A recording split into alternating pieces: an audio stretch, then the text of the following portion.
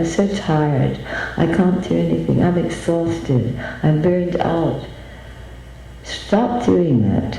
If you do that, you're imprinting on your subconscious that you are tired. And that's against what you really need. So forget your lack. And just ask Baba to send you his special kind of energy. And breathe it in. We've got to be Baba's army. He needs all of us to take his message as much as possible into the world, so that instead of being scared, instead of running away, we can face whatever happens. And it doesn't matter what the future is. Whatever happens, don't worry about it. Don't try to figure out what's going to happen. Just ask, what's happening right now? Okay, Baba, how do you want to use me in this situation right now? If we really rely on Baba, and it really is surrender, trust and accept, we've had his promise. He will guide us whatever our future is. I think many people are extremely anxious, some of them even frightened by all the predictions, and I don't approve of stirring up a lot of fear. You start at the place where the two circles touch, and you imagine or visualize or draw, starting at the place where they touch and going around the way the hands of a clock go, clockwise. Your mind will go off, and I'm sure those of you who try to meditate, your monkey mind will take you off to what you should have been doing yesterday. The irrepressible Phyllis Krystal. With an eye on turning 97 years of age, Miss Krystal refuses to slow down. These recordings are from her Satha Sai Baba retreat in Houston, Texas. In the 1950s, Miss Krystal embarked upon an experiment to make regular contact with an inner source of wisdom, which she eventually called the High C for higher consciousness. Her seminars and talks on this, as well as her talks on the lessons of her spiritual teacher Sai Baba, continue to take her all over the world. Welcome to Souljourns. These talks were given in Houston, Texas in the summer of 2010. I've forgotten the term you have for it that involves traveling into other realms that give you information. And Ted and I were wondering if you have information for us about the future, and possibly not, and or if you have any encouraging words for us about the golden age, which we're on. Swami tells us we're on the cusp of the golden age that he's come to bring. This center and the Dallas Center are particularly concerned about that, and so are all of us. I think many people are extremely anxious, some of them even frightened by all the predictions, and I don't approve of stirring up a lot of fear. I feel it's important to give people hope and give people something to do to prepare for whatever the future brings. We don't know what it is, so let's be prepared for whatever comes. And when we follow Baba's teachings, and when we follow the method that I've been taught, it gives us tools to prepare us for the future. Because if we really rely on Baba, and it really is surrender, trust and accept, we've had his promise. He will guide us whatever our future is. And we have to remember that whatever happens to us is the way we are able, in this particular yuga, which is the Kali Yuga, the most negative of all of them, we are able to balance a lot more of our old negative karma than at any other time. So it's a big opportunity for all of us. And many of us are saying that it's almost too much. I know I do, very often. I frequently say to Baba, wouldn't you like to give me one period where I could take a deep breath between challenges? No, we're not in this particular time. But as we live our lives according to the way He's taught us, and as we work in the world in whatever area we are, we can give people hope, and that's one of my favorite things to do. People come to me for a single session and they're crying or they're miserable and they have very sad faces. And when I can show them that we can all change, we can all look at life in a different way, and I can put my finger on perhaps what their biggest problem might be and give them a way to take care of it, then they go out smiling. And believe me, that's the most wonderful gift anybody could receive. So I always thank them for giving me that gift. But that's my approach, not making people scared of the future. That is not working. That's not conducive to our being able to face it. We've got to be Baba's army. He needs all of us to take his message as much as possible into the world, so that instead of being scared, instead of running away, we can face whatever happens. And we can if we keep in touch with Swami and constantly ask, how do you want me to use me in this particular situation I'm in right now? And if we do it every day, all day long, you won't succeed to start with, but as you proceed, as you practice, you'll find that you're much more in contact. And then you are not the doer. Baba is always saying, we're not the doers. He's the doer. We're the instrument. And we don't choose how he's going to use us as his instrument. We just accept whatever he brings. And he will do that whenever we ask. So we can look into the future, not with fear, not wanting to run away, not scared of what's going to happen, not trying to hide, but just to face it, knowing that if we keep in touch with Baba, the Baba within, we will be taken through whatever happens. I've watched it time and time again, and it always works. So it's a matter of surrender, trust, and accept. Surrender only to Baba. He's the only one you can trust, and that means your real self, which is a counterpart of him. And then just accept anything that comes and keep asking for his help. That's the recipe for the future. And it doesn't matter what the future is. Whatever happens, don't worry about it. Don't try to figure out what's going to happen. Just ask, what's happening right now? Okay, Baba, how do you want to use me in this situation right now? And then just do it. And you'll get all kinds of ideas coming into your head that you never would have thought of. So I hope that answers the question. Does that answer the question, Jody? Thank you, Baba. I don't know the answers, but I can always trust that he will give them to me. And we have to trust too. We have to trust him that he will take us through the problems, whatever they might be, and we will be helpful for all of the people who are still scared to death. I would like to tell a story of some very good friends of mine when I was still in Munich in Germany. The whole family, the mother, the father, and the daughter, were in Haiti over Christmas and New Year. And the mother and father had left Haiti itself and were in Santo Domingo. But their daughter wanted to stay an extra 4 days, so she stayed in Haiti. They were not in the earthquake, she was. And they didn't know whether she was alive or dead for 5 days. And then finally they found that she had died. And her father had gone to search for her and brought her body back. And it was such a shock for him that he also died of a heart attack. So my little friend Krista lost both her daughter and her husband at the same time.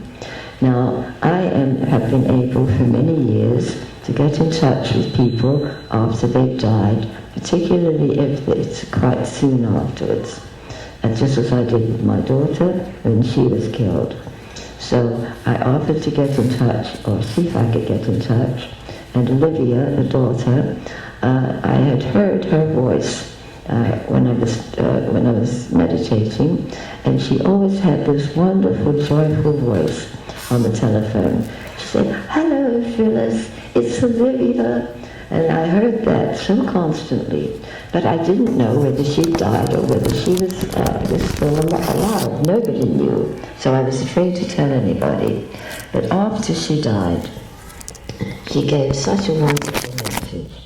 She said that she had died, and because of the work she had done with me, she knew that she had died.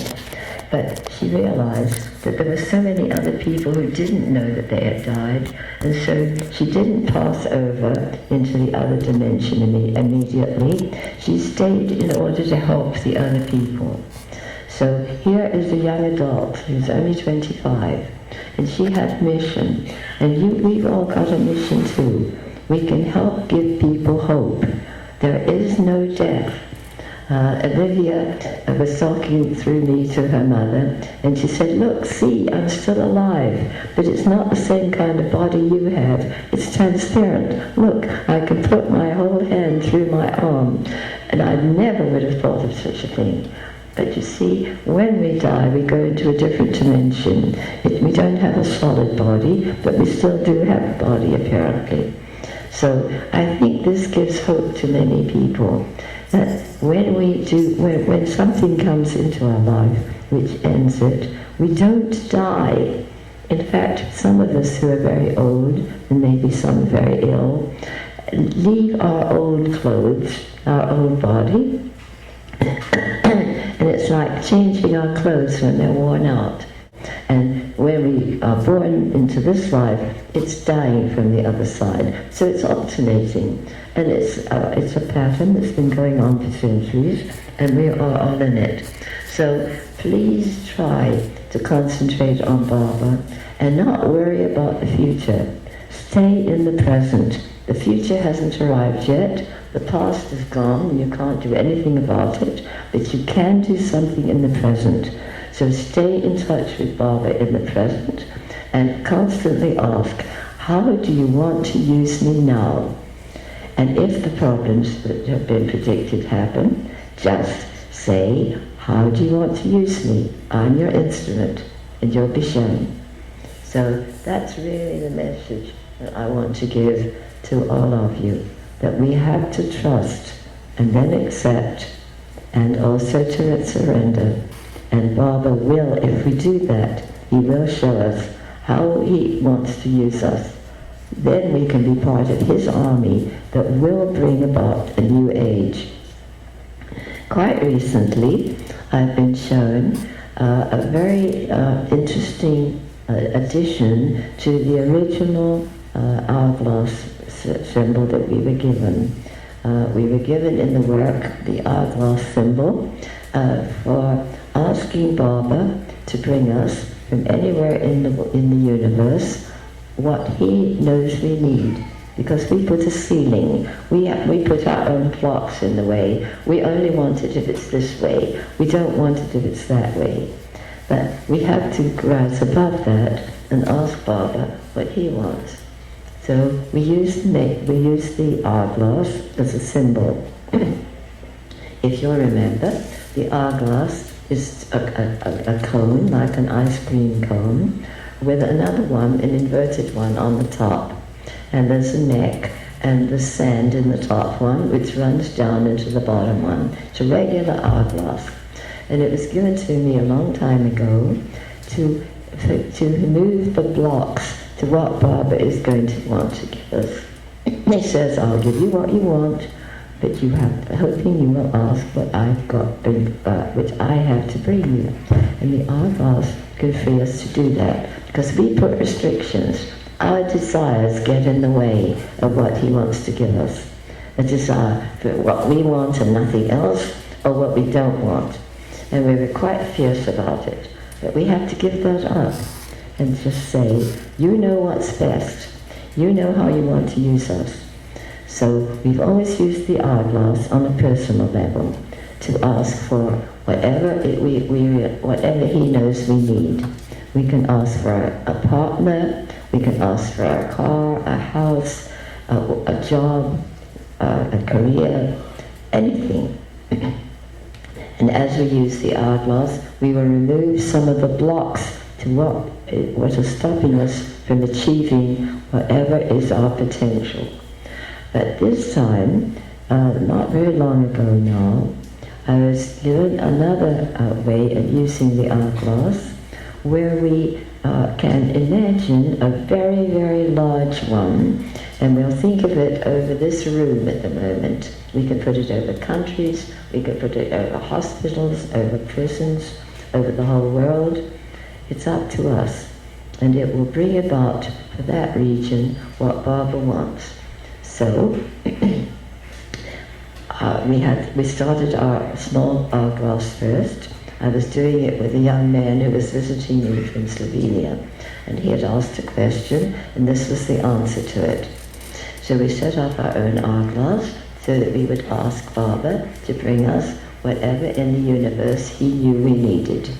And then, to my surprise, because he was busy doing that, a huge hourglass, a very large one, floating up in space, was very, very much there for me.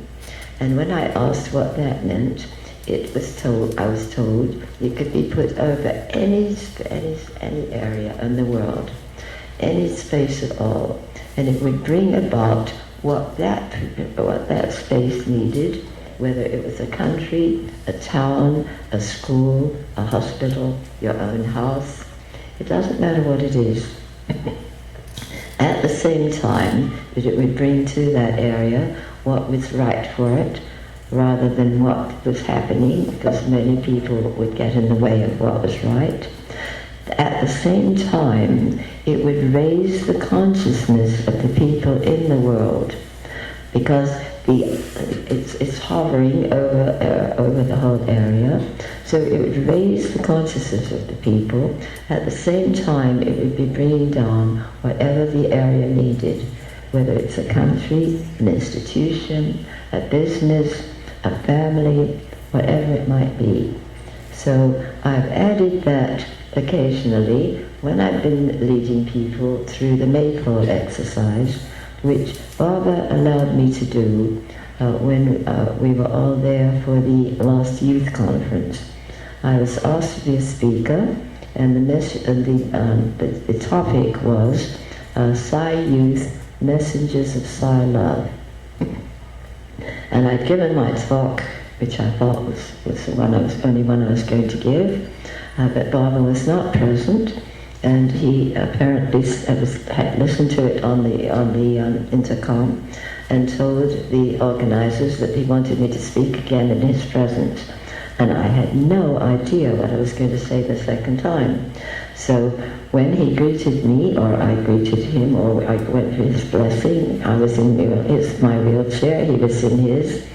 One of the questions he asked me was, "And how long are you going to speak, Mrs. Krystal?" And out of my mouth came, "Well, Baba, you're the one who has to answer that, because you're going to have to do the speaking. I can't speak." With which he roared with laughter. And everybody around asked me later, whatever did you say to make Baba laugh so much? And then I had to make my speech, and I hadn't a clue of what I was going to say. I never have anyway, but this time I had none. And to my utter surprise, he indicated that I should do a maypole, but instead of using our maypole, which I usually use to connect people up to Baba, I was to use his picture and connect everybody in the audience through their hearts, from your heart to his heart, from his heart to your heart. And I looked at Baba as much as to say, this is my work, and I never share it when I'm in a Sai group. You've told me to keep it separate. He was nodding away. I thought, okay, I'll continue. So I led everybody through, and I kept looking at him, wondering if this is really what he wanted. And yes, he was still nodding and nodding. And so I was hoping perhaps this afternoon I could lead you all through this meditation or exercise to connect everybody up to Baba's heart, because many people have been saying to me, yes, everybody's telling us we should send Baba's love and the unconditional love and not our own love. How do we do it? And this is a wonderful way that we can do it. So again, thank you, Baba. Apparently the subject for this morning is about the method that was given to me a long, long time ago, in the late 50s, long before many of you were born. And I have been seeking for more meaning to life. So I'm delighted to be able to share this method, which will help all of us who are Sai devotees to put his teachings into practice. So I would like to start giving you some of the exercises to practice.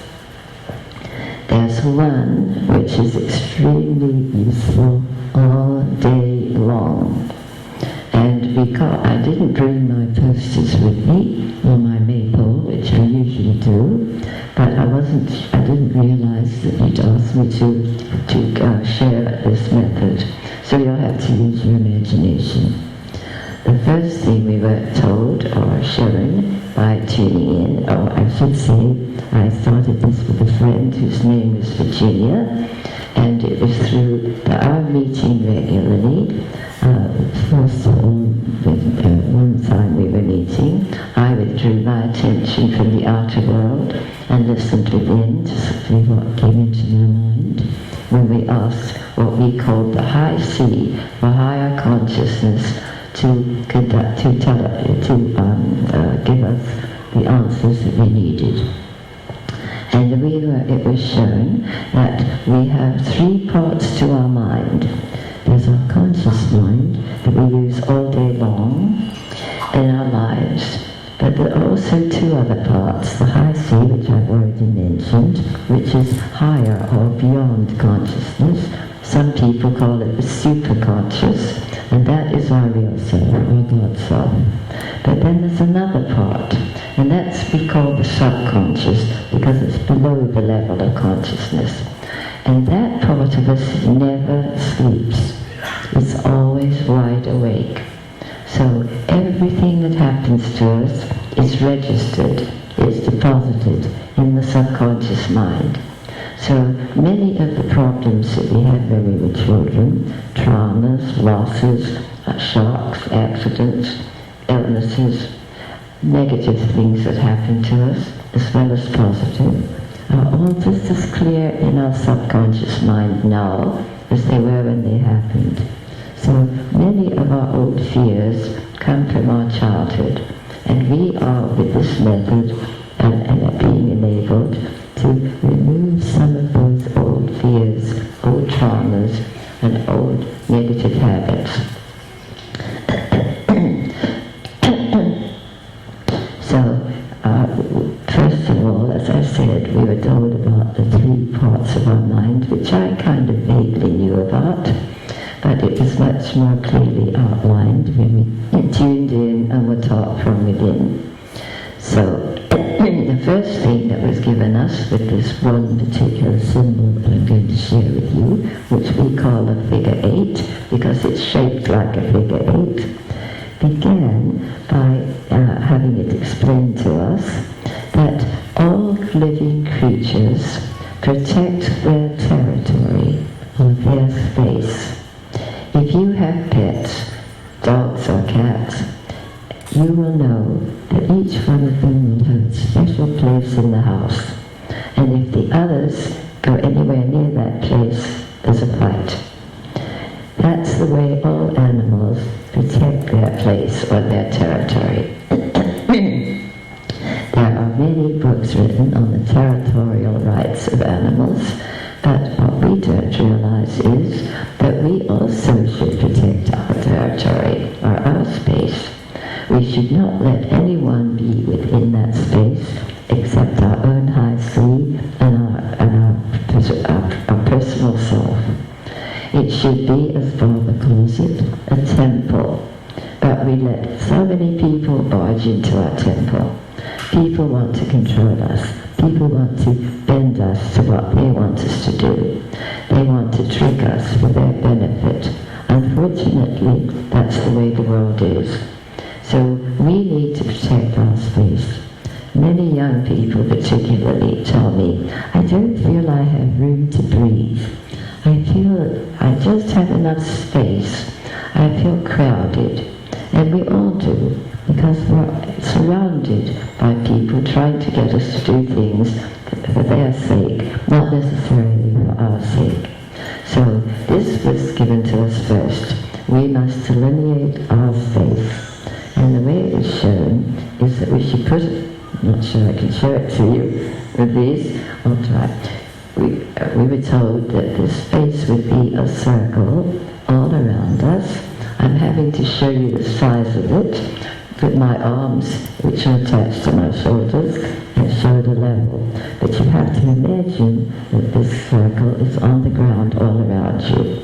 And the radius of the circle is your arm stretched out with your fingers extended. So it doesn't matter that you're all sitting close to one another.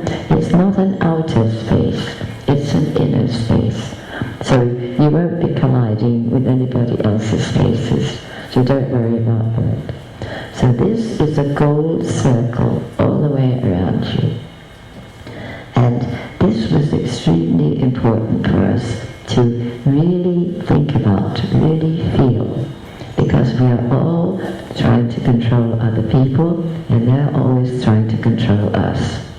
I've just found out that in most relationships, any kind of relationship, not just your partner, but your parents, your children, your boss, your friends, your neighbors, the people who serve you, with all of those relationships, there are two different ways.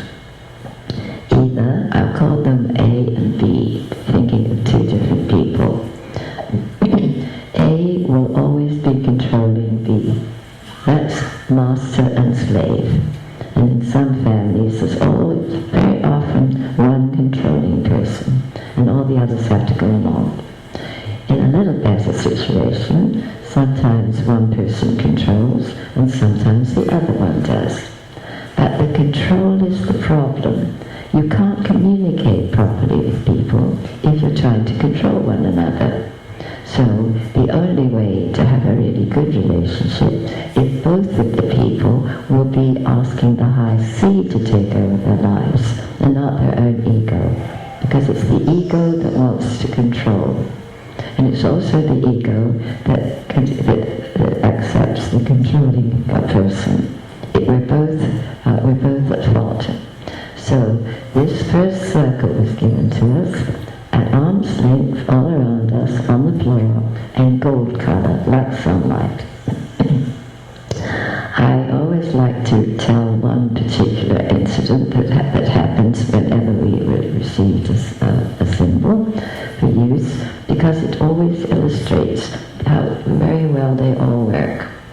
After this first one had been given to us, and we were aware, yes, that's true, we do need to remove any influence, any control, so that we can connect up with our high self. I was leading the meeting of the two of us, and I had to go to a very tall building, and I had an appointment there, so it meant going up in the elevator.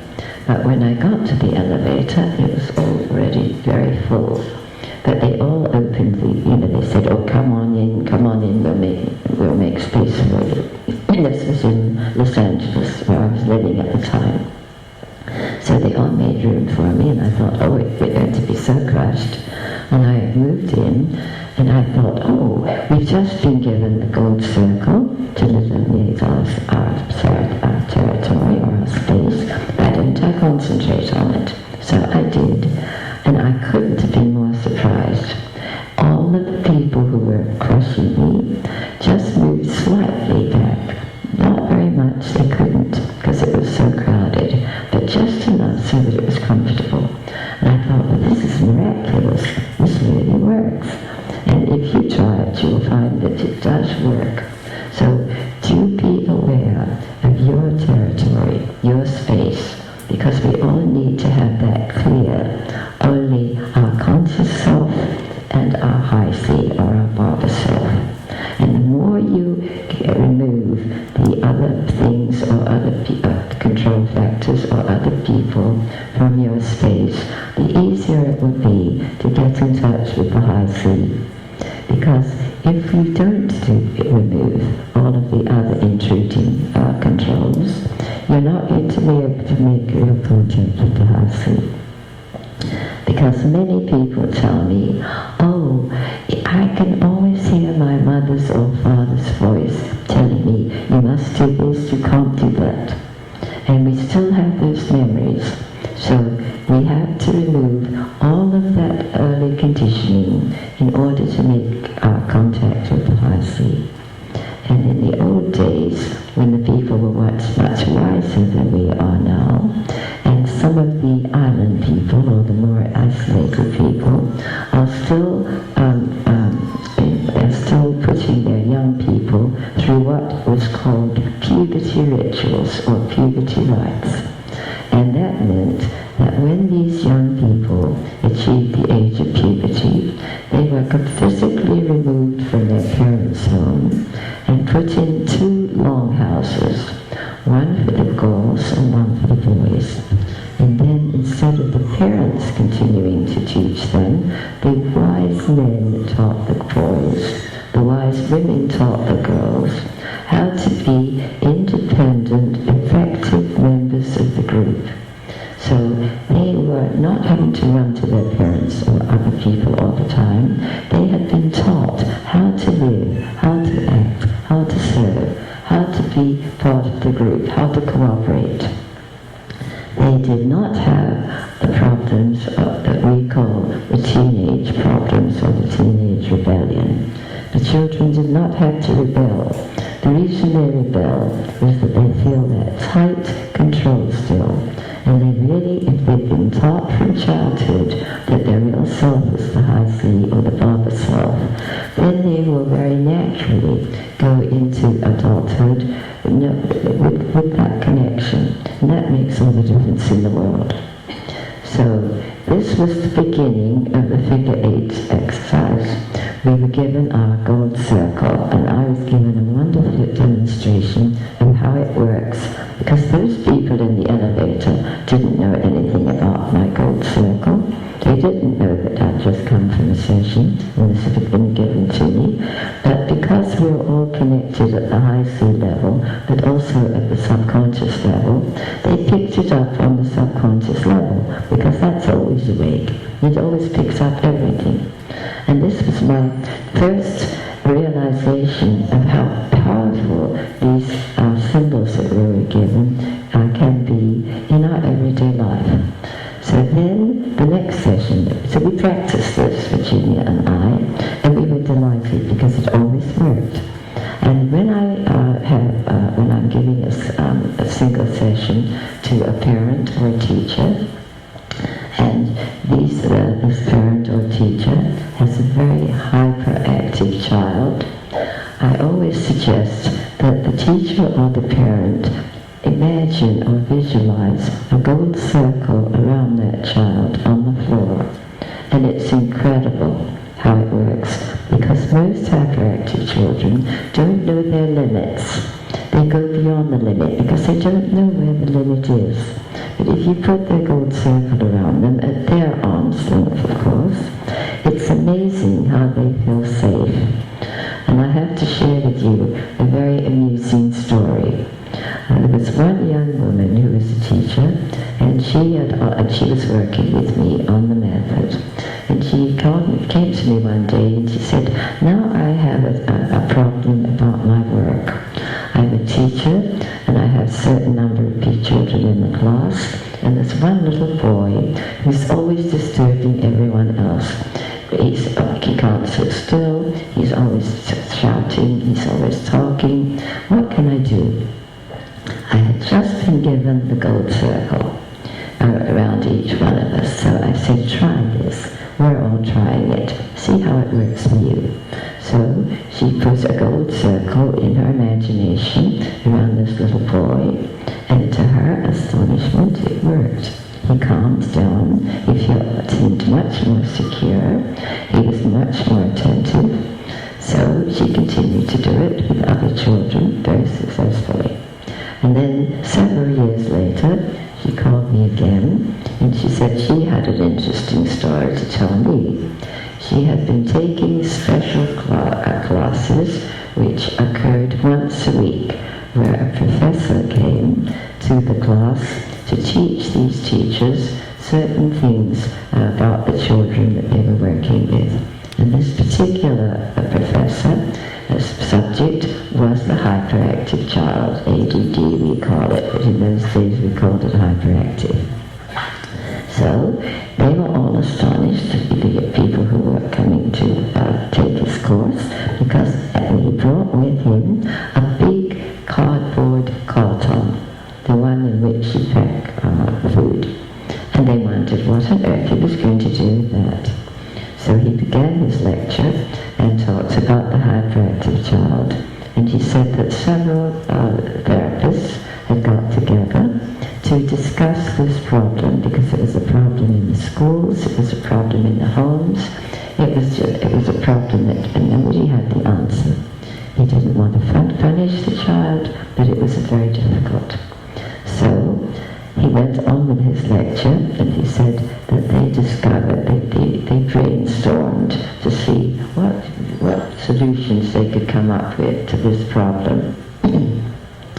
And they all finally decided to take one of the many, many suggestions, and that was to take one of these cardboard cartons and put the child's feet in the school class in the cardboard carton, and that would give it a certain space so that it wouldn't go beyond that space and create problems. Well, my little friend, of course, was attending the lecture. She was horrified. She thought, how would that poor child feel? Already he was being made fun of, he was being corrected, he was being punished. How was he going to feel to have his feet in a cardboard box with all the other children making fun of him? So she put her hand up and said she thought she had been given a much better way that would be much easier for the child, and she described what I had given her, the gold circle. And she said, if you'll do it, you'll find it's extremely effective. Well, of course, everybody in the class clapped, but the professor was very upset. But it does work, and the cardboard box may work, but it's not really the best thing for the child or the other children, because the other children do not know what the teacher's doing, because they're just imagining a gold circle. So that was the basis.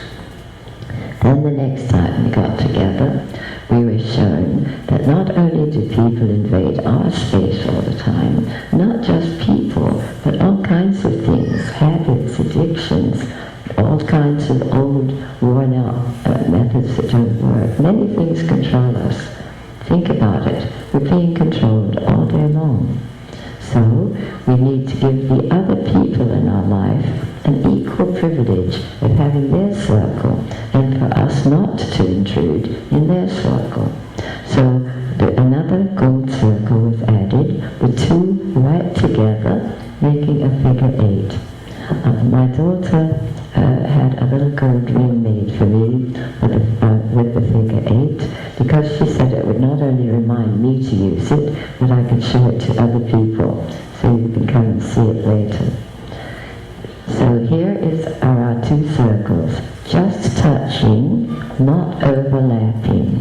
We are in our gold circle, the other gold circle is right in front, also on the floor, and we put the other person or the other control factor, a symbol for it, in the other circle, and then that stops the control of one over the other, or the other over the one. So this was one of the first symbols that was given to us, and it's been absolutely invaluable. From then on, we use it all the time. So if you feel like it, I'm not telling you you've got to use it, because I don't want to control you.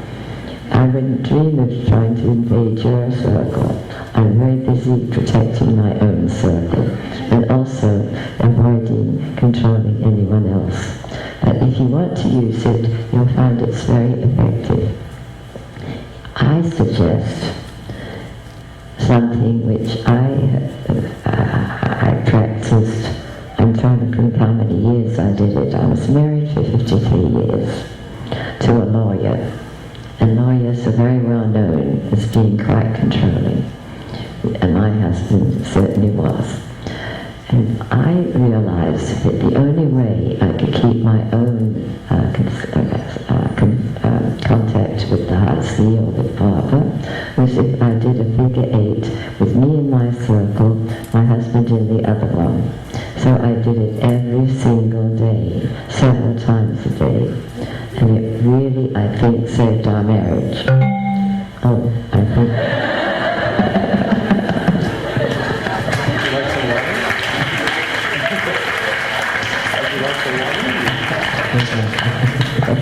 I don't know whether that was Barbara saying okay, or whether maybe it was my husband. But that was very significant. Well, with the storm yesterday and now this today, I don't think we're alone.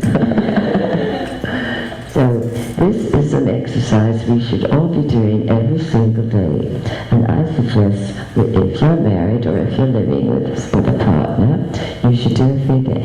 You don't cut the ties, because people always ask, can't I cut the ties between me and my partner, me and my husband?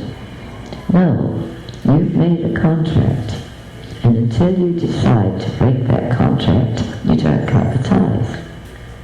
If you separate, or if the partner dies, or moves away, or there's a divorce, then you cut the ties. But when you're still living together, you do your figure 8 to stop the control. And if you will really do it, it will have an effect. Because like the gold circle that I was showing in the elevator, achieves the fact that I was a little bit more comfortable, it will make your relationship much more comfortable. So I advise the figure 8 with your partner. I advise it also with your children. Any age child, even babies, can be very controlling. And I've seen it work miracles. You can do it with your pets, because they can be very controlling. You can do it with all your relatives. They can be very controlling. But we can also be controlling too. So during the figure 8, stops the control of anyone or anything over each of us, and of us over anyone else. Because if you're being controlled by someone else, you can't be an instrument of the high sea. You can't serve two masters. If you're going to serve the master that is your real self, the God self, the Father self, and somebody else is trying to control you, you're not going to get a real good contact with Father. It's going to be too difficult. So this is one of the ways to remove the block, one of the blocks to our contact with our high sea, or what Baba calls our God self. Because as you know, he says, don't just say, I'm God. You also are. And our journey is from our little self, with the smallest s, to our big self, which is our God self. So this is one very simple, very effective way of clearing the control of anyone who's taking the place that Father should have. So this is why the figure 8 is a universal, tremendous help for our contact with our high sea. Now, I've mentioned putting it around people, and that's very effective. It does stop the control, and it allows us even more to be in contact with the Baba self. And he says, I think you probably remember the quote, you can't, and you should not, always oblige, but you should always speak and act obligingly. So, we have to learn to say no. That is very difficult for many people. I don't know how you were brought up, but if I ever said no, I was always beaten. So was I going to be willing to say no? Absolutely not.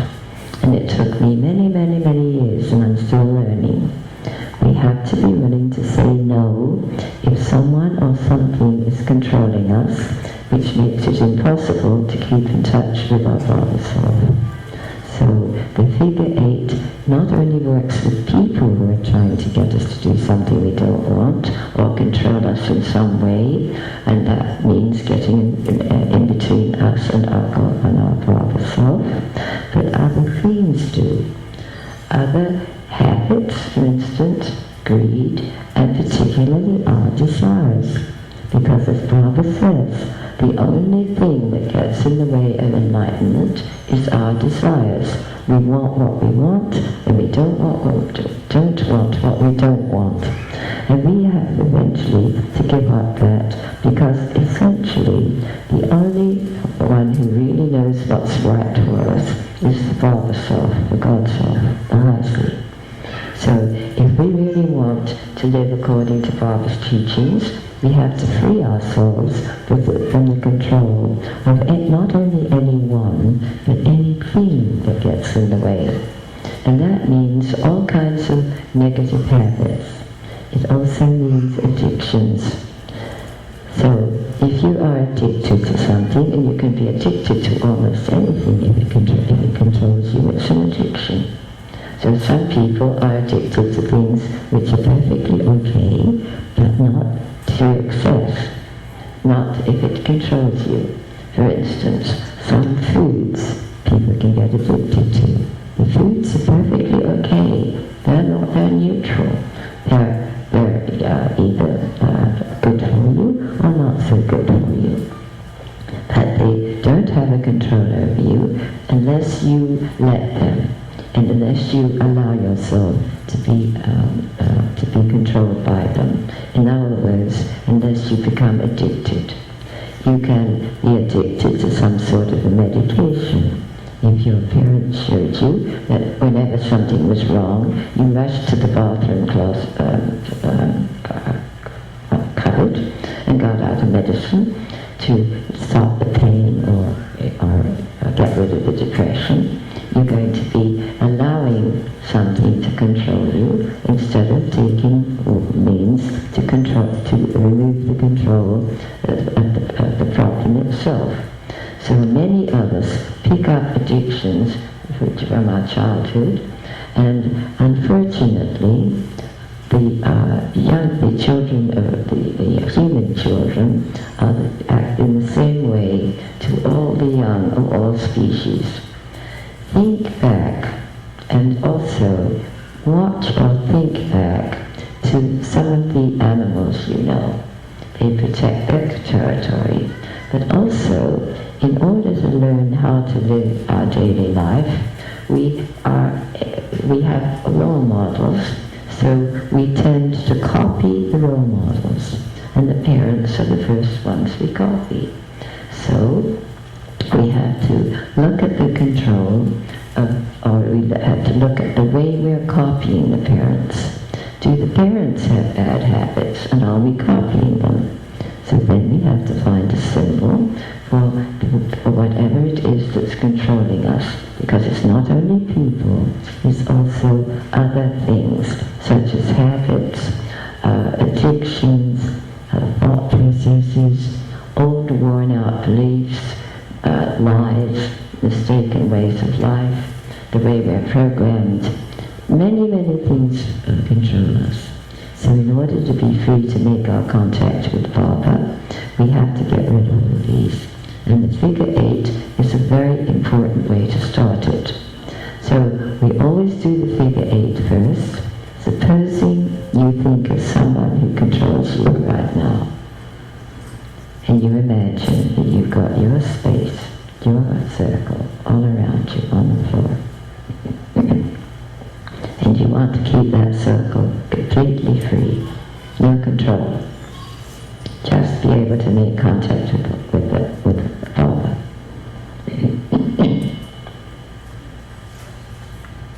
And see how that feels. It's an empty circle, there's nothing in it. And now someone is trying to control you. And you lose contact because you're so used to people controlling you that you give in and you become controlled. Now, if you do your figure 8, it will stop that. But with some people, particularly some of the original control factors, we have to cut the ties. And we also have to cut the ties to some of our old bad habits, our greed, our jealousy, our envy, our anger, many, many things we have to cut the ties to. And Baba is always saying, we have to let go of all of these, but it's difficult to know how to do it. And so this very simple little exercise will help you to do that. So you can put a symbol for greed, or you can put, if you are very greedy and you just adore chocolates, for instance, or you adore cookies. And I have noticed that with many, many vegetarians, because they're not eating the usual protein diet of the rest of the world, much of the world, tend to make up the difference, because we need energy from our food. And if we don't get it from protein, and many vegetarians do not include sufficient vegetarian protein, not non, but vegetarian protein. So they rely very heavily on carbohydrates and sugars and so forth, in other words, desserts. And I've often watched, especially at retreats, where people pile up, after they've had their meal, they pile up the dessert tray very, very high, because they need the energy. So you have to balance your own diet in order to get enough protein so that you won't be tempted to let the sugars and the carbohydrates and other things that take the place and give you the energy that the protein doesn't. So you have to be super careful. And Baba made a big issue of this when he gave me I can't think of the word, interview. Sometimes, I think living in a country where I don't speak the language and I hear all of these other languages, it makes it sometimes difficult for me to find a word in my own language. But it's such a relief to be able to talk to all of you in my own language. It's a very funny feeling to have everybody talking and I don't understand a word. So it's a real pleasure to me to be able to be with all of you. But because I'm so conditioned to listening to all of these other languages, sometimes I can't remember my own. So anyway, this gives you an idea of how you can keep contact more regularly with the Baba within each one of us.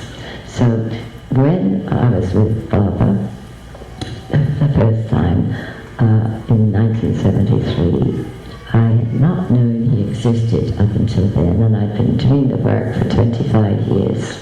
And so one time when we were in Whitefield, I was wearing my little ring, and Baba came up to it, and it was in the house, and he pointed to it and touched it and said, "Very, very, very happy." Figure 8 is also letter S for Sai, because Baba will not control us, he leaves us free.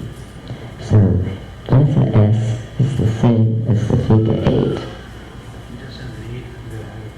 Oh my gosh, how wonderful. I didn't know you had them. Great. Because I was feeling so badly. Oh, Sunil, thank you so much.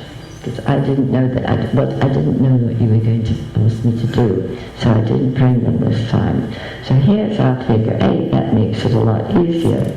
So if you can imagine, of course it's on the floor, it's erect here, it has to be horizontal, it's around you on the floor, and you will be in one circle, and you will put another person in the other circle who's controlling you, and then after we were given the 2 gold circles, we were given what was called a neon blue light. And that is not blue, it's not green, it's not grey, it's the colour that we used to see over theatre marquees. Or if any of you have an aquarium, you probably have seen those little fishes with blue light down their spine. It's that colour. I always look around to see, I think it's almost the lady over here You understand that? Almost that color. Thank you for wearing it today, so I've got something to point to. Almost that color, a little bit more blue.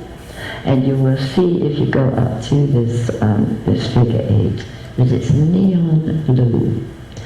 And so in order to bring all of you into your circle so that you're not controlling the other person, projecting onto him or her what you want, and that is not happening to you, you're not allowing him or her to influence you, you start at the place where the two circles touch, and you imagine or visualize or draw, starting at the place where they touch, and going around the way the hands of a clock go, clockwise, around the other circle first, back to where the two touch, around your left side of your circle, around your back, around your right side, and then just let it swing around.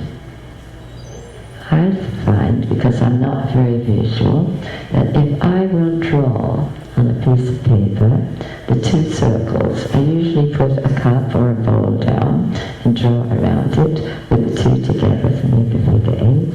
And then I take a gold crayon and go around each circle to delineate each person's territory. And then I take an aquamarine crayon and start at the place where the two circles touch and go around in the form of a figure 8. And we've been shown that we only have a very short time when we can really concentrate. I was shocked when it came through how short a time that is. Only 2 minutes. And I thought, oh no, I can concentrate much more than 2 minutes. Well, just try. You'll be astonished. Your mind will go off.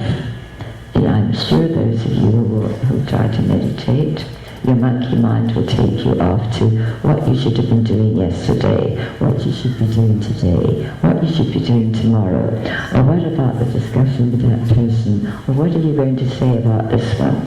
Our minds go on all the time. Excuse me. So 2 minutes is the limit. I didn't believe it, but you try it. You'll find your mind will go off, and then you have to bring it back again. That's why we have to control our monkey mind. So we usually do the figure 8 for 2 minutes when we're waking up in the morning, because that's when we're in the alpha rhythm. We are close to sleep and close to the subconscious part of our mind. So we can influence it more easily then. And the same thing happens when we're about to go to sleep at night. So we practice our figure 8 before we're going to cut the ties to someone or something at those 2 times, and then any time during the day that we have a few minutes to spare. And you'll find it's an amazing little exercise to fill those times when you are waiting for someone, waiting for an appointment, or when you have a few minutes to spare. We waste those times, but if we can just do our figure 8s, we will be really pursuing our inner journey. We will be able more and more to make contact with the high sleep. So we practice the figure 8 morning and night, waking up and going to sleep, and any time during the day we want, whenever we have a few minutes.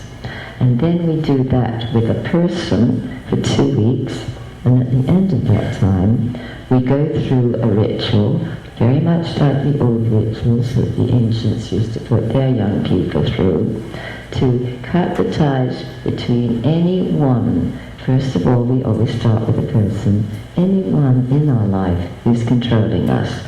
Because if somebody else is controlling you, you cannot really listen to what the high sea wants. So I hope that's clear. And I also hope it is clear that it's not a cruel, it's not negative. It always makes a much, much better relationship. It's a gift to both people, because each one is then free to make contact with their own God self, their own Baba self, and not be controlled by anyone else, so that we can't keep that contact. So it's a very important little symbol. It seems so small. Now, we've never been told why the blue light, the neon blue light, has the power to bring each one of us into our own circle, so that we're not controlled by either one. I've discovered that when I do really surrender to Baba and ask him what he knows I need, and then I'm open to receive it, I'm given so much more than what I would be asking myself. We limit. We say, I want this and I don't want that. And we make a block. And that's the ego making a block so that he can't give us what he knows we need. So to first of all to surrender, and then trust him or trust our God self, and then accept whatever comes. And sometimes I find that when I receive whatever he wants, and it's quite obvious to me, I don't like it. I don't want to be used that way. And I say, oh no, I'll follow you, yes, I'll be your instrument, but only do things that I want to do. And I think we all feel that way, because sometimes it's a big challenge. But I do assure you it's worth it. It makes life so much easier, because it makes us more secure. And it also gives us a much more positive idea of our own worth. When we're connecting with the real self, or the high C, or the God self, and we're connected in what I think of as our Baba self, we lose that low self-image that so many of us grow up with. I grew up with a very low self-image, because my mother told me I would never be successful. No man would ever want to marry me. I was stupid, I was lazy, all of the things that and she did it all not wanting to spoil me. Her motive was good, but I grew up thinking I couldn't do anything at all. And I always like to share this with people, because I think a lot of people have been brought up that way. And I always like to say, if I could change from the way I was brought up into what I'm able to do now, anyone could. Anyone. You have to work at it. And it's quite hard work to start with, because we do want to keep on wanting what we want and not wanting what we don't want. But when we really do finally say to Baba, use me as your instrument, and then don't say to him, help me to do this, or help me to do that, or don't let this happen. That's not the way. Then we're deciding with our ego. Say, how do you want to use me? And then see what happens. And then you're free. And he also says that when you do that, you do not incur any other karma. And that for many of us is a blessing, because we're all working out our negative karma. And as I've been looking at it recently, as I mentioned before, sometimes the karma is so intense and it's constant, we don't have a moment to breathe. And I often scream and say, couldn't you let me have one small time where I could take a deep breath? But no, he's told us that because of this Kali Yuga and the time that we're living in, this is the best opportunity for us to get rid of the old karma, because he's in the world with his energy, and he's in the world with his love and his help. So all of the things which we complain about, all of the things that happen to us, actually are a gift. I know it's hard to look at it that way. It's hard for me too. But it does allow us to get rid of some of our negative karma, which I always think of as a big load that we're carrying around on our backs. Because we won't fit into the golden age if we've still got all that negative karma. So we're being given the opportunity to get rid of it much more quickly, because we are born at the same time that Baba is here in the physical form with his superior energy. So by following the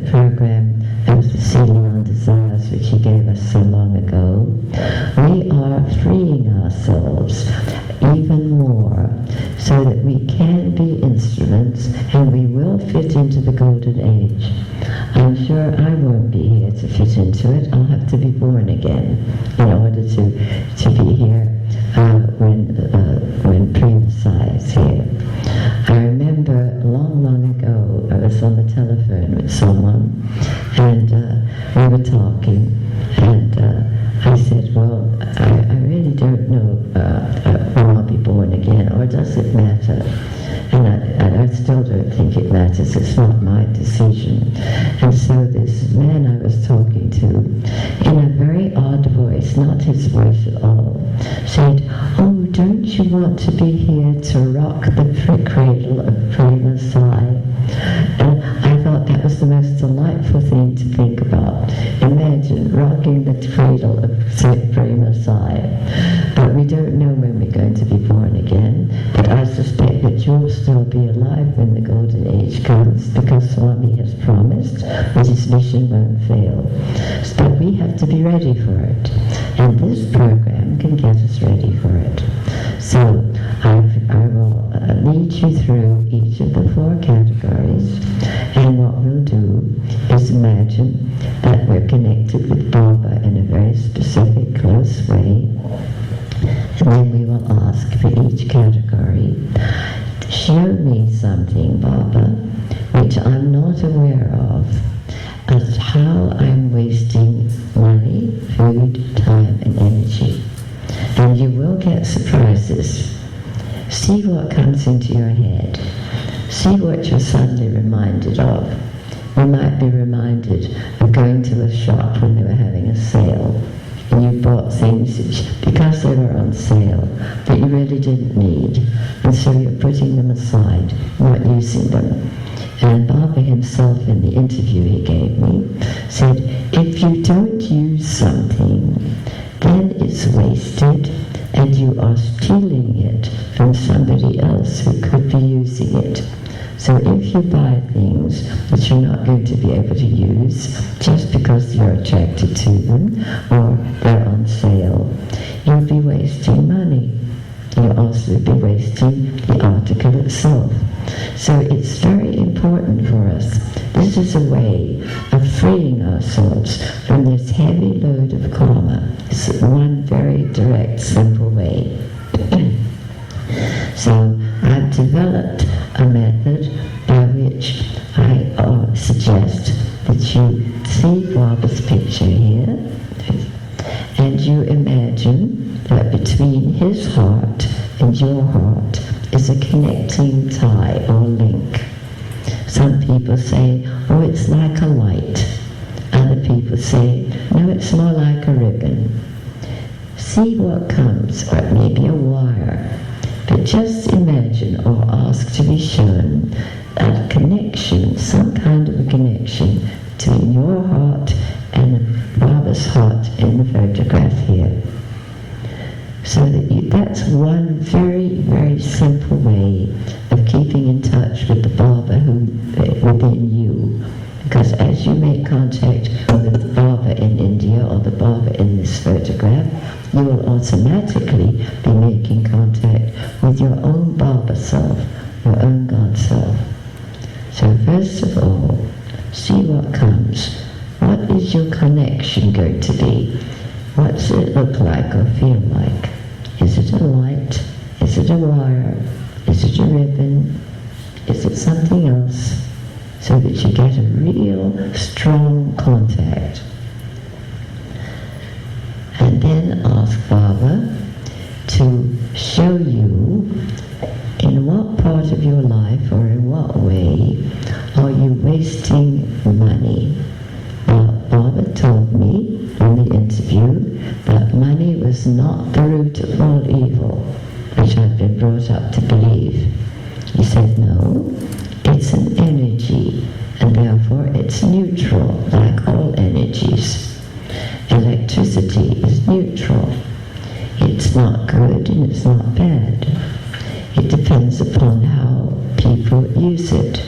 And it's the same with our energy. And it's the same with money. It's not evil, it's not good. It's neutral. It depends how we use the money that makes it either positive or negative. So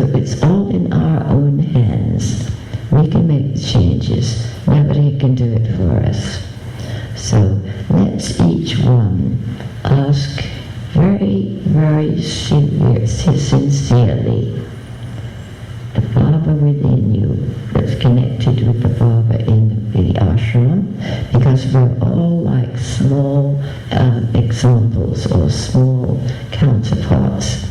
And he once told me that it was important to make contact with his counterpart in my own heart. And so it worked for me, it will work for you. So now take a few moments to be quiet and really fervently ask Baba.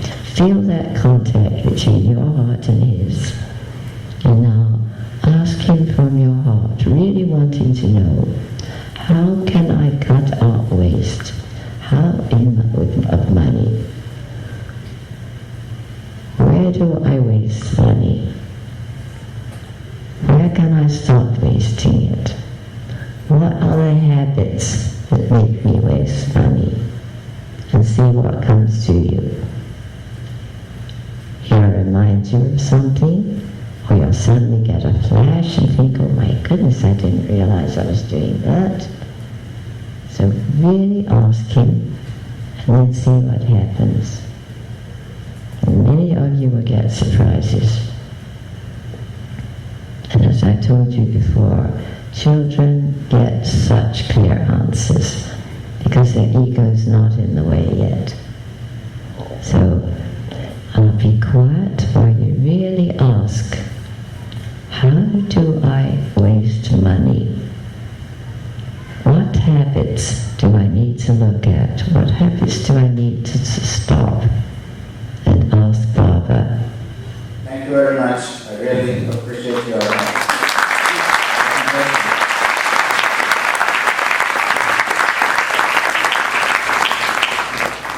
wrap up this session. We always think ideal life is not practical, but thank you. Be successful if we ask for it. So ask for it right now. Breathe it in and send Baba's love and the unconditional love and not our own love. How do we do it? And this is a wonderful way that we can do it.